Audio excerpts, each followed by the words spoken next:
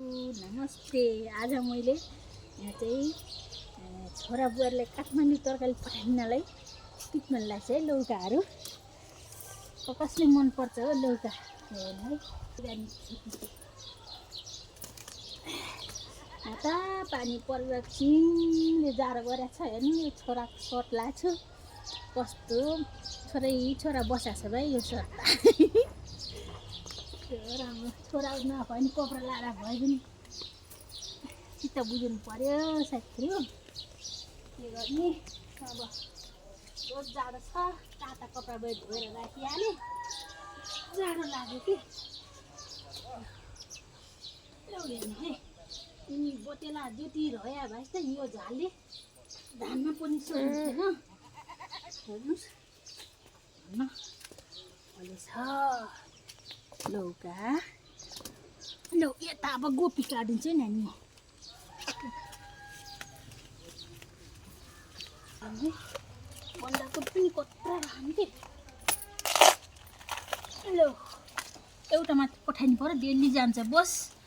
धेरै पठाएर सुकिहाल्छ। सक्यो भने फेरि पठाइदिनु पर्ला।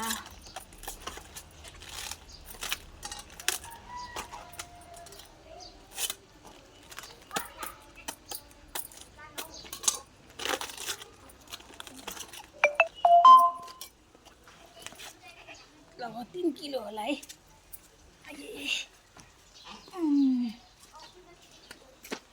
अब जाबा पिसाउँछु है म। जाबा पनि खानु के साह्रै मिठो हुन्छ है यो भने।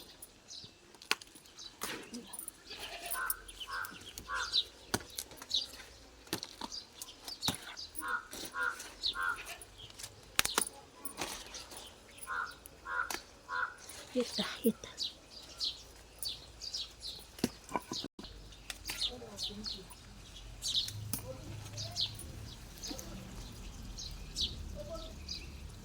यो भयो दुईटाले मात्र त पेट सस्तै हुन्छ। धेरै पठाइदिनु भने सुकिहाल्छ। सक्यो भने फेरि पठाइदिने।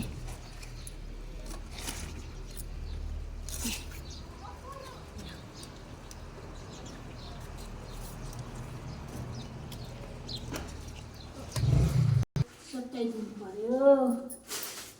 6 बजीको नाइटमा पठाइदिनु हो साथीहरू। दुईटाले मात्र यो सस्तै हुन्छ। यो फर्सीको नि पठाइदिनु पर्यो। चाख्लान् के मिठो मान्छन्। त्यसमै राख्नु पर्यो है।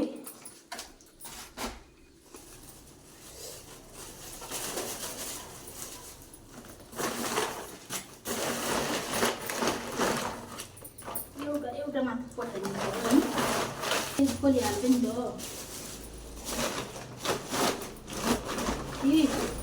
अर्को पनि पठाइदिनु काम छैन।